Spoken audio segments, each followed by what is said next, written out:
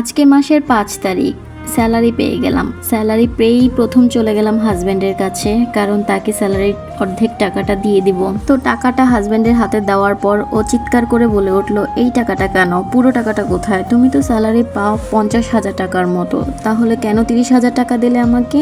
আমি বললাম 10,000 টাকা আমার নিজের খরচের জন্য রেখেছি আর 10,000 টাকা বাবা মার জন্য। তখন সে আরো রাগান্বিত অবস্থায় আমাকে বলে উঠলো, জানো না বিয়ের পর এত মা বাবা করতে নেই? বিয়ের পর কিসের এত মা বাবা? তোমার মা বাবা কি তোমাকে বলে দিয়েছে যে প্রত্যেকটা টাকা প্রত্যেকটা স্যালারি পাওয়ার সময় দিতে হয়? এরপর স্বামীর মুখে এমন কর্কশ ভাষায় কথা শুনে নিজের মা বাবার জন্য রাখা টাকাটা স্বামীর হাতে গুছে দিলাম। কিন্তু যখনই আমি আমার টাকা বাকি টাকাটা নিজের ব্যাগে রাখতে গেলাম, তখনই সে আমাকে বলে উঠলো, তোমার আবার কিসের খরচ? তোমার সমস্ত খরচ তো আমিই বহন করি, তোমার যাতায়াত ভাড়া থেকে শুরু করে সমস্ত খরচ তো আমিই তোমাকে দিই, তাহলে তোমার আবার নিজের একান্ত কি খরচ আছে? তারপর আমার জন্য রাখা টাকাটাও আমি আমার হাজব্যান্ডের কাছে দিয়ে দিলাম। সকালবেলা যখন আমি অফিসে গেলাম তখন তার পকেট থেকে আমি 200 টাকা নিয়ে গেলাম এবং একটা লিস্ট তাকে দিয়ে গেলাম যেগুলো জিনিস আমার প্রয়োজনীয়।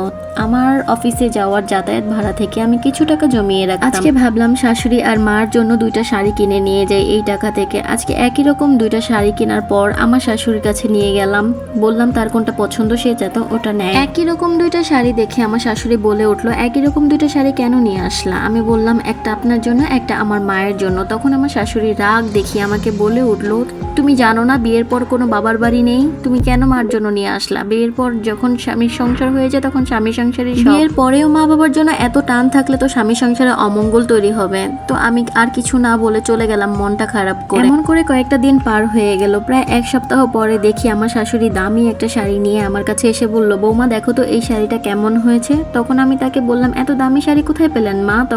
তখন তিনি আমাকে বলল, আমার মেয়ে আমাকে দিয়েছে। তখন আমি শাশুড়িকে বললাম, জানেন না মা, মেয়ের বিয়ে হয়ে যাওয়ার পরে কোনো কিছু মেয়ের বাসা থেকে নিতে হয় না, তাহলে মেয়ের সংসারে অমঙ্গল হয়। এটা শোনার পরে আমার শাশুড়ি আমার দিকে মুখ বেঁকিয়ে চলে গেল। তারপর তার আর কিছুই বলার নাই, কারণ এগুলো সেই আমাকে শিখিয়েছে। তারপর কয়েকদিন পর হঠাৎ আমার বাবা আসলো আমার শ্বশুর বাড়িতে। কিছুক্ষণ বসে আমার শ্বশুর বাড়ির সকলের সাথে গল্প করে আমার দিকে বলে, মা তুই তো আমার একটাই মাত্র মেয়ে, তুই আমার সাথে আজকে বাসায় চল, আমার যতটুকু সম্পত্তি আছে সবকিছু আমি তোর নামে লিখে দিব, আর বাঁচবই বা কয়েকদিন, আমি মারা গেলে তো সবই তোর, সাথে জামাইকেও নিয়ে চল। আমি আমার বাবার মুখের দিকে তাকিয়ে বললাম, না বাবা, আমি যাব না তোমার সাথে, আর আমার এই সম্পত্তির কোনো প্রয়োজন নাই। তখন আমার শ্বশুরবাড়ির সবাই আমার দিকে তাকিয়ে রইলো, আর আমি আমার বাবাকে উদ্দেশ্য করে বললাম, বাবা তুমি জানো না মেয়ের বিয়ে হয়ে যাওয়ার পরে কোনো মেয়ে করতে নেই, আর বিয়ের পর মেয়েদের কোনো বাবা মাও হয় না, তাই তুমি এখনই চলে যাও বাবা, আমার এই সম্পত্তির কোনো প্রয়োজন নাই। আমার এই কথা শুনে আমার শ্বশুরবাড়ির সবাই তাদের ভুল বুঝতে পারলো এবং তারা